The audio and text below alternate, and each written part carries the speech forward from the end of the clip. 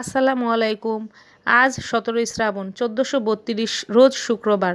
সবাইকে জুম্মা মোবারক। আজকে আমরা দুপুরের আয়োজনে রান্না করব মুগের ডাল দিয়ে মুড়ো ঘন্ট। এই যেই ৩টা মাছ আপনাদের দেখিয়েছিলাম সেই মাছের মুড়ো ঘন্ট রান্না করব। প্রথমে আমি ভেজে নিলাম এই মাথা ৩টা, ২টা মাথা আর এই পাশের ছোট অংশটুকু, তারপরে আমি আবার ভেজে নেব, একবারে দিলাম না যাতে ভেঙে যায়। তো যাই হোক, এই মাছের মাথাটার অবস্থা দেখেন, ওই যে কাঁটাটা দেখছেন ওটার জন্য উল্টাতে আমার খুবই কষ্ট হয়েছে আর বারবার তেল ছিটে আসছিল হাতে। এটা খুবই ঝামেলার কাজ হয়ে গিয়েছিল আমার মাছ ভাজতে গিয়ে।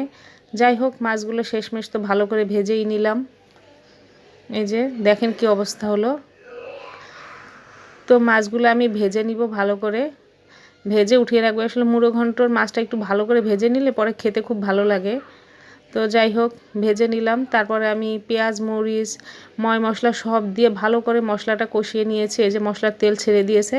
তারপর ধোয়া মুগের ডালটা দিয়ে দিলাম। মুগের ডালটা ধুয়ে আমি ভিজিয়ে রেখেছিলাম একটা গামলাতে, এই জন্য একটু নরমই হয়ে গেছে। তারপর আমি ভালো করে এটা ভেজে নিব।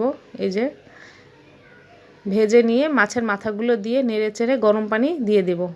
তো একটা ঘটনা বলি, ছোটোকালে যখন আমার মা মুড়ো ঘন্ট রান্না করতো তখন আমি ভাবতাম আসলে এটা মুড়ি ঘন্ট, মুড়ি দিয়ে রান্না করা হয়। যখন খেতে দিত ভাবতাম আসলে এটা মুড়ি ঘন্ট কই, মুড়ি কোথায়, মুড়ি তো নাই, তাহলে কিভাবে মুড়ি ঘন্ট হলো। তারপর যখন আস্তে আস্তে বড় হলাম তখন বুঝলাম আসলে এটা মুড়ি ঘন্ট না, হবে মুড়ো ঘন্ট।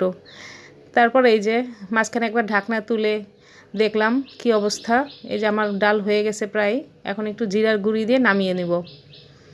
তারপর এই যে আমি ভাজা জিরার গুঁড়ি দিয়েছি সেখানে দিয়ে এই যে গামলায় করে নামিয়ে নিলাম। আসলে আমাদের প্রত্যেক দিনের রান্নাবান্না শেয়ার করি আপনাদের সাথে, কেমন লাগে একটু জানাবেন। আমিও আপনাদের অনেক রান্নাই দেখি, আমার ভালো লাগে, অনেক কিছু শিখি আপনাদের রান্না থেকে। আর এইটা কি বলতে পারবেন না, এটা হলো গিয়ে মাছের ফোপর আছে না, আপনারা কি বলেন জানি না, আমরা তো মাছের ফোপর বলি। ওই ফোপরটা দিয়ে ভালো করে আর কি পটল কুচি কুচি করে কেটে দিয়ে তারপর ভেজেছিলাম।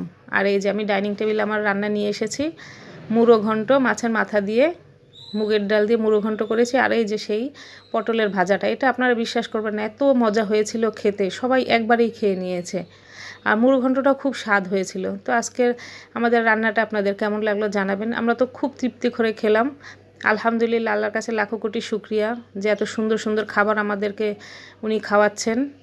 তো যাই হোক, আমার রান্না আপনাদের কেমন লাগলো জানাবেন। আর যদি ভালো লাগে আমাকে একটু সাপোর্ট করবেন।